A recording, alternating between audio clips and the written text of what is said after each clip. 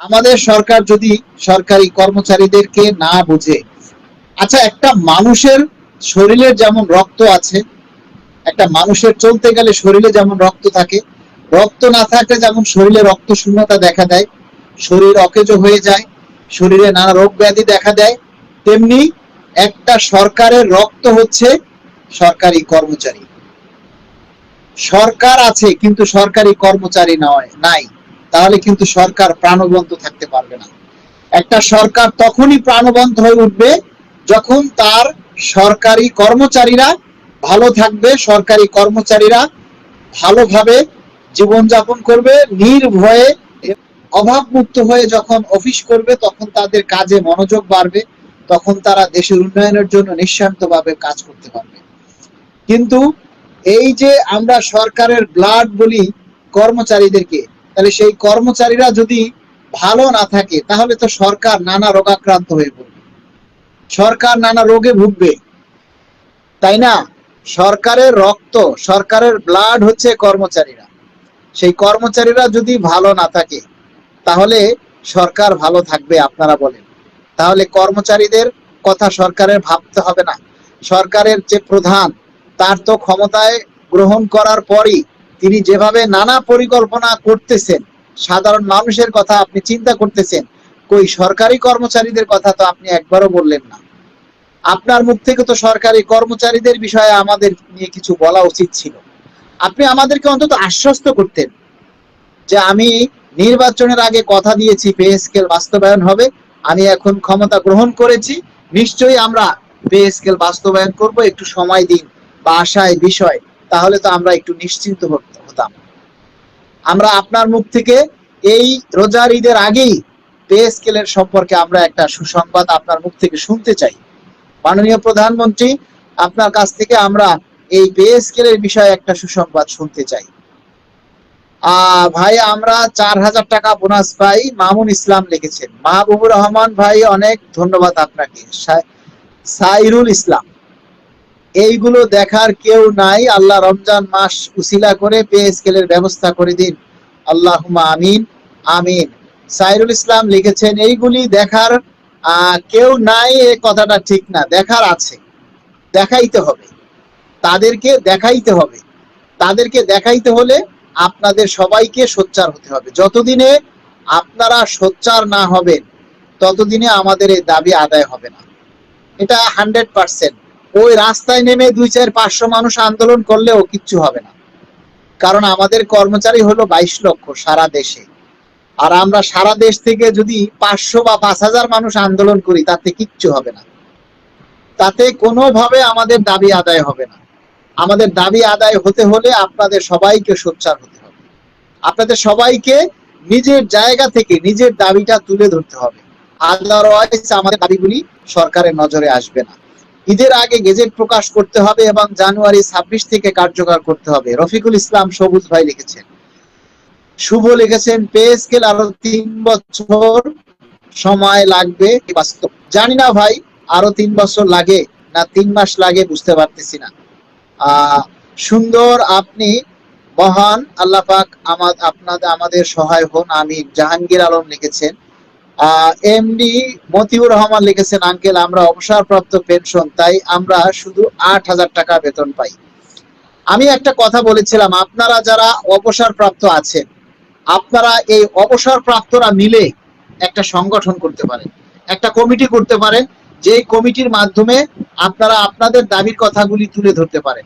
আপনারা কিন্তু এই যে বিভিন্ন ডিফেন্স থেকে যারা অবসরে যায়, সাধারণ কর্মচারী থেকে অবসরে যায়, সবাই মিলে আপনারা একটা অবসরপ্রাপ্ত কর্মচারী সংগঠন করতে পারেন, অবসরপ্রাপ্ত কর্মচারী সংগঠন আপনারা গঠন করতে পারেন। আপনারা সেই সংগঠনের মাধ্যমে এই দাবি বাস্তবায়নের জন্য আপনারাও কিন্তু আমাদের আন্দোলনে শরিক হতে পারেন। আপনারা আমরা চাই আপনারাও আমাদের পাশে দাঁড়ান। ভাই লাইভে একজন যুক্ত হয়েছেন, আসসালাম। হুমায়ুন রশিদ জনস্বাস্থ্য প্রকৌশল অধিদপ্তর থেকে দেখছেন। মনিরা আক্তার লিখেছেন, মালিক ভাই আল্লাহর উপর ভরসা রাখুন, ইনশাআল্লাহ হবে। আমারও কেমন যেন একটু মনে মনে হচ্ছে যে হয়তো ঈদের আগে আমরা ভালো একটা সংবাদ শুনতে পারি, কেননা ভিতরে ভিতরে এই নিয়ে কিন্তু কাজ চলছে, উচ্চ মহলে আলাপ আলোচনা চলছে এবং সচিব পর্যায়েও এর নিয়ে কাজকর্ম কিছুটা চলছে। এমডি ফরহাদ হোসেন লিখেছেন, মালিক ভাই সরকারি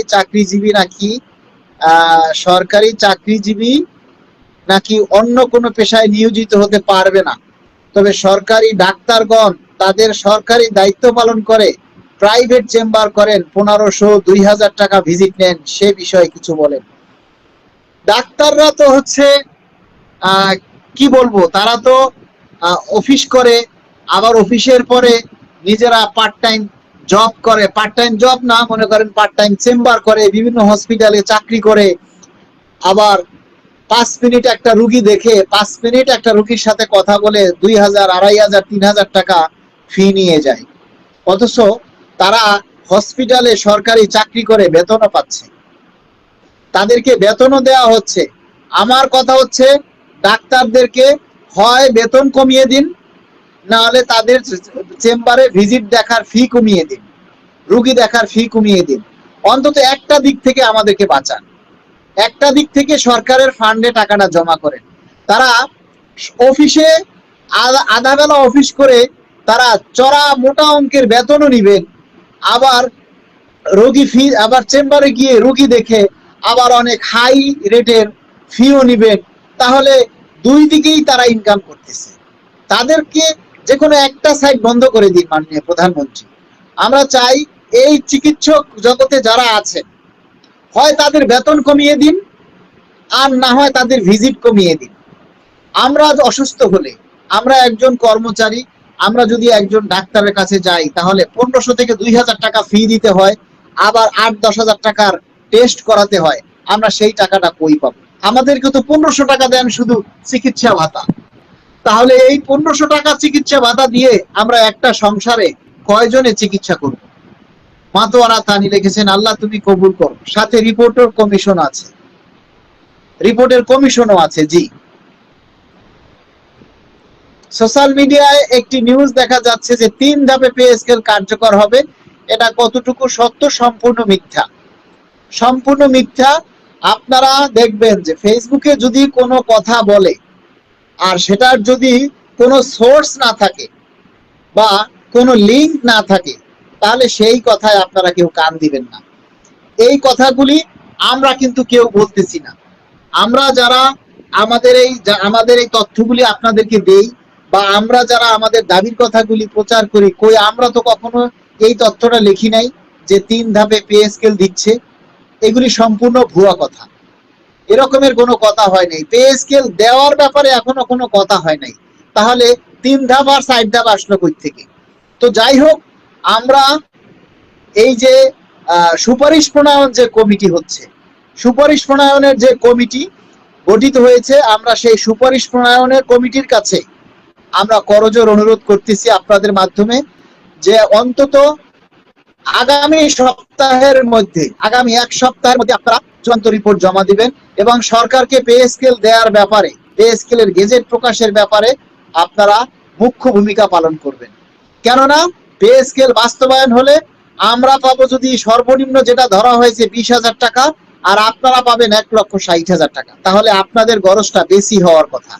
কারণ যদি পে স্কেল না হয় আর আপনারা যদি অবসরে চলে যান, তাহলে 1,60,000 টাকা আপনারা আর কোনোদিন পাবেন না। ভাইজান, আপনাদের ত্যাগ, আপনাদের কষ্ট বৃথা যাবে না। এই পবিত্র রমজানের কাছে, আল্লাহর কাছে প্রাণ খুলে দোয়া করি 22 লাখ কর্মচারীর দীর্ঘশ্বাস আল্লাহর আরশে লাগবে। আপনারা সবাই আল্লাহর কাছে দোয়া করুন, এটা একটা ভালো কথা। ঈদের পর খেলা হবে। মালেক ভাই, সরকারি চাকরি করেও কিস্তি থেকে বেরোতে পারতেছি না। আমরা প্রয়োজনে ঈদের পরে, আমরা যদি আমাদের দাবি আদায় না হয়, তাহলে ঈদের পরে প্রয়োজনে আমরা রিট করব, প্রয়োজনে আমরা মামলা করব, কেন আমাদেরকে পে স্কেল দেওয়া হবে না? আপনারা সবাই প্রস্তুত থাকবেন তো? গুলি খাইছি, মাইর খাইছি, থামবো না। আরে ভাই, আপনারা যে অনেক কিছু করবেন সেটা আমরা কেমনে বুঝি বলেন? এই যে আমরা কথা বলতেছি, আমাদের এই পর্যন্ত আমাদের দাবিটা 1600 মানুষের দেখছে, 1600 মানুষের লাইক করছে। আমার এখানে দেখা যাচ্ছে 1600 মানুষ লাইক করছেন, আর শেয়ার করছেন মাত্র 280 জনে। 1600 মানুষ দেখেছেন। 1600 মানুষের মধ্যে সবাই শুধু কথা শুনতেছেন, কেউ এই আমাদের দাবির কথাটা কেউ শেয়ার করেন না। শেয়ার করলে যেন আপনার জরিমানা হবে, শেয়ার করলে মনে হয় আপনার মোবাইল থেকে টাকা সব কেটে নিয়ে যাবে। মাত্র 200 মানুষ শেয়ার করেছে। এই তো আপনাদের আন্দোলনের নমুনা। আপনারা যে ছিঁড়ে ফেলবেন, ধুয়ে ফেলবেন, এটা করবেন, ওইটা করবেন, এই হলো তার নমুনা।